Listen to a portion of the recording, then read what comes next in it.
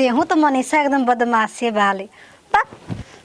हाँ हाँ खूब मोटो मरद के हाथे खाते बली तो ना मोटेबी। तू तो नहीं रे यहाँ के तो बाहर न रही ना कैसे खियाई। तू तो गजब नहीं कि ऐसा थोड़े ना होई बात। हाँ गई रही नो बाजारे खरीदनी नहीं बाजारे गई रही तब बबुआ के स्वेटर उटर मने अपन भतीजवा के सब खरीदनी की कर तो फोन आवत रे। अच्छा कल न मनसा रख तनी वहाँ के फोन आवत हटे। हाँ हाँ ठीक है रुको। हेलो हेलो गोड़ लागती जी। हाँ खुश रहो। का हाल चाल बा? हाल चाल ठीक बा। कहनी है बोली कुछ विचार उचार करता कि ना? का विचार करता? क्या विचार करता? हाँ मैंने थोड़ा कुछ विचार नहीं है करत। हमारा का विचार करे जी बताई कौची विचार करता? मैंने ना वो तो थोड़ा विचार तो नहीं करत लेकिन तनियो मनी थोड़ा नहीं समझ में आवत। मैंने कुछ विचार में नहीं आवत। का विचार में आज रहो खूब घुमा फिरा के बात करी ना साफ साफ बोली ना कौची विचार हम करी? तोरा कुछ नहीं के बुझात का हमार बुझाई बुझावाई आपे न बुझवाई। आवे देखला कि ना? अच्छा आवे के बात करते हैं तो खरमास नु बाची कैसे आईब? तारा खरमास के देखे खरमास से चिल्लात का बानी? चिल्लात का बानी? सुन हाँ अरे बाबू माइले कहो का कि हो गई 10 महीना हो गई शादी ब्याह बीत गई बहन विदाई हो गई अब कहो कि अब हमरा के पता पहुंचा दो। को रोवो गजब बात बतियाई ना अभी तो खरवास चढ़ल हटे उतरी कम नु हमनी गांव देहात में ना खरवास के बहुत मान्यता हटे ठीक नु बाहर ना हो।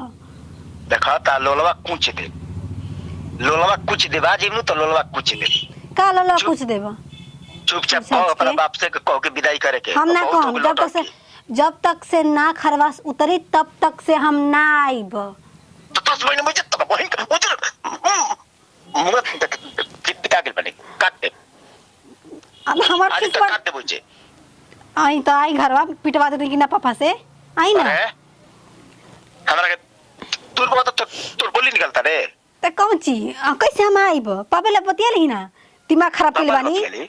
हां बुचियो का बोलत है मरचिला तड़े रे का हो गई के ह इहे के नुहानी रे कब से कतनी आवा के कौची सुतैया जान ले जा कैमरा के ऊंचा बतिया तू ही। हेलो किस बराबरी हमार हेलो का जी पाउन काहे मार खिसिया तनी लइके संगे झगड़ा करी ना बोला त आ खुश रही का अभी या त सकरात बीते का कल बीत जाए दी आ खरवास उतर जाए दी ओकर बाद में लिया के चल जाई ना हमारा कहे से कोनो लेके भागत न स सुननी का बोली खरवास गइल भाव में राउर बेटी के शादी हो गइल नु राउर बेटी के शादी खाती 1 महीना पहले से भेजले रही 2 महीना और हो गइल टोटल मिला के 3 महीना होखे वाला बा।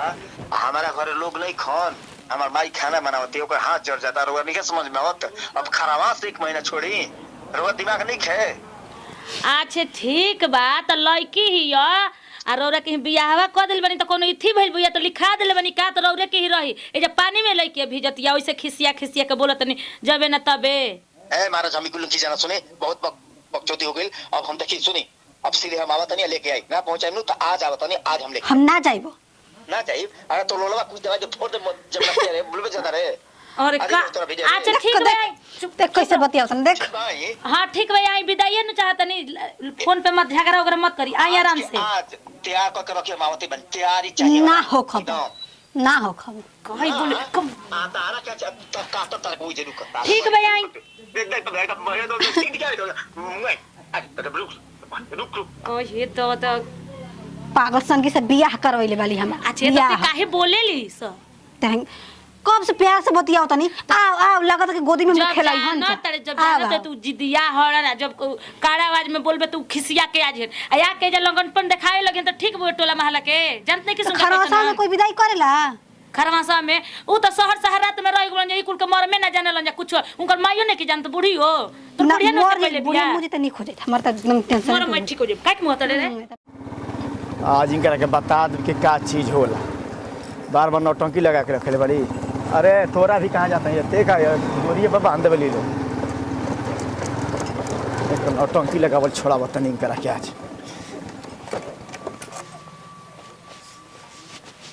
बबुआ के माई का जी अरे खाए का देबे 1 बजे लाके कि भूखे मुआई बे आवत नहीं लेके तोरा मोहिनी के भूखे मुआ के बेर थर तब ते कहू कि आवत नहीं लेके जी लगनी आवते आवते चिल्लाए ना आदमी काम नहीं के कर घरा में बैठल बा प्रणाम। न अच्छा आई बैठी है आव हेने बाद में खाए के ले आई ह अरे पाहुन खुश रही पाहुन बैठी बैठा बैठी ए बुचिया पानी उनी लिया पाहुन आइल बनी और सब बताई पाहुन मम्मी जी कैसन बनी राहुल सब बढ़िया बाजी।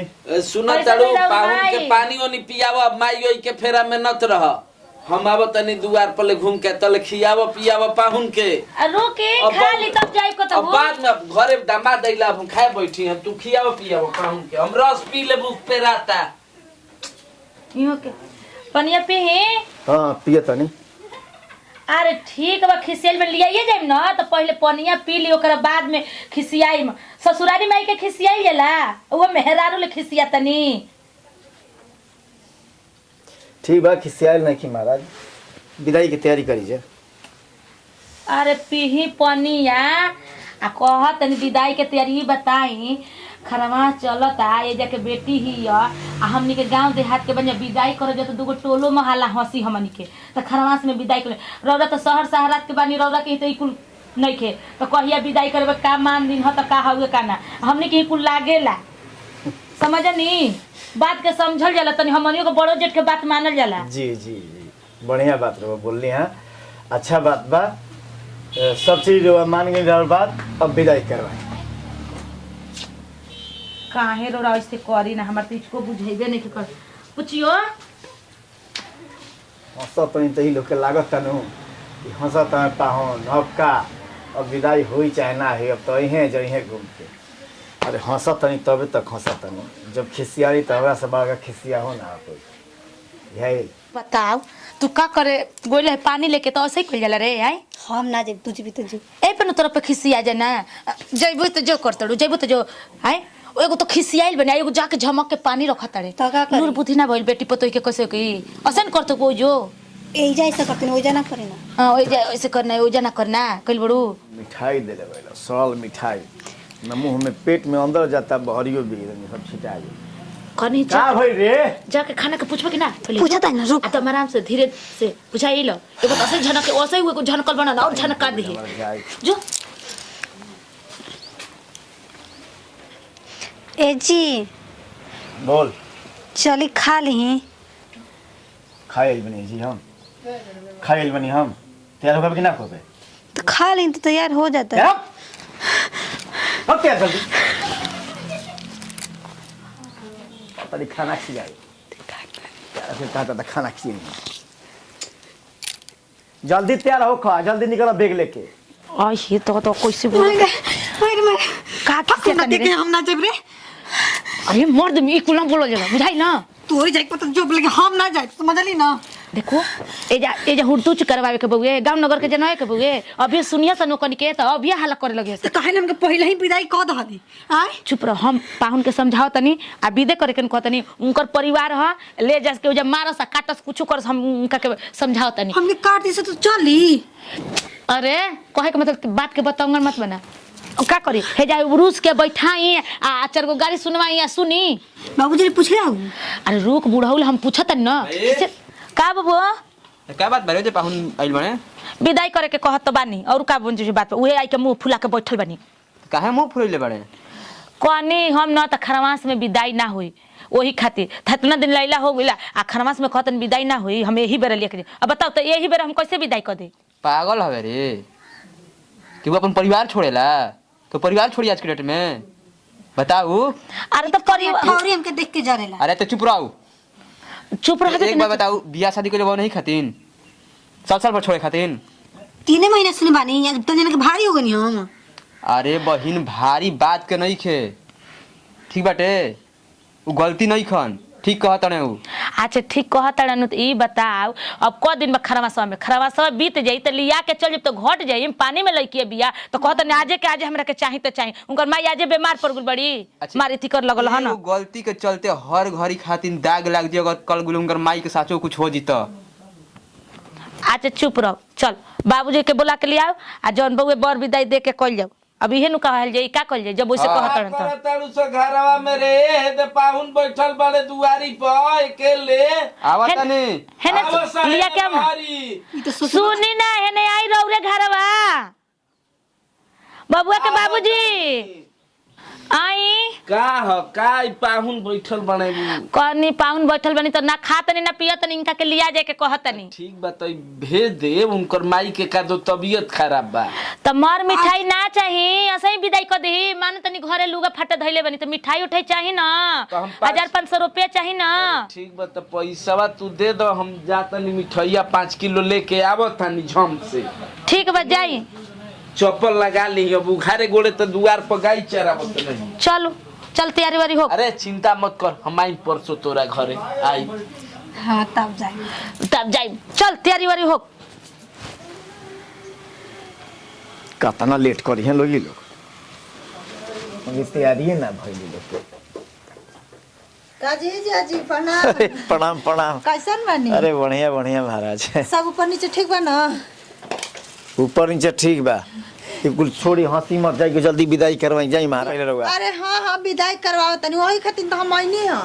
ये ना कि कुछ दिन छोड़ दी कि चलो दोस्त मित्र हो या संतापन रोज तो ससुराले रहेगा। ए महाराज देखी सब लोग यही बतिया बता जाई रो विदाई कराई महाराज हम सुनो के पगला के बने। अब बर्दाश्त नहीं हो जाई बर्दाश्त नहीं हो बाप रे बाप कुल गावे का लइकिया का होई हन जा। ए महाराज रो त खासा मजा के कर देखी ना अब लेट होता मत जाए के समय भी बा लेट होता। दादा हमारे एगो मरद बा छोड़ देवे ला कि घूम ला ई बुझा तनो को छोटा सा हमू मरद ना है। चल ना चल चल गड़िया पे देखी कैसे बांधे के बेटे चल आई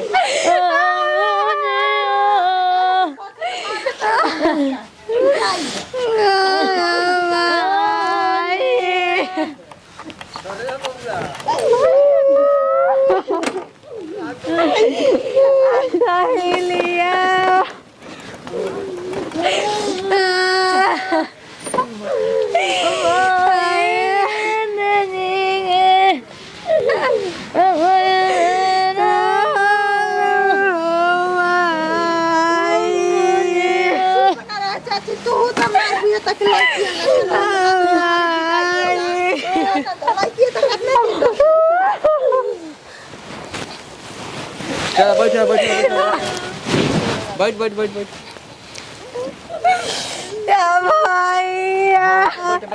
लेट हो कम पाहुन आराम से जाए ठीक ना साड़ी पकड़ ले साड़ी लगा के ठीक है प्रणाम प्रणाम प्रणाम ठीक है देखो आराम से देखो बाबा के रख ठीक बा कोनो दिक्कत नहीं याद करम हमरो के याद तो करबे कर बढ़िया से अब कार ओले बड़ू चलो चलो तबीयत खराब है चलो घरे चलो चाची कान कान करत रहे लड़का घर ही न कोई लिया रे फालतू करवा तड़े अरे हो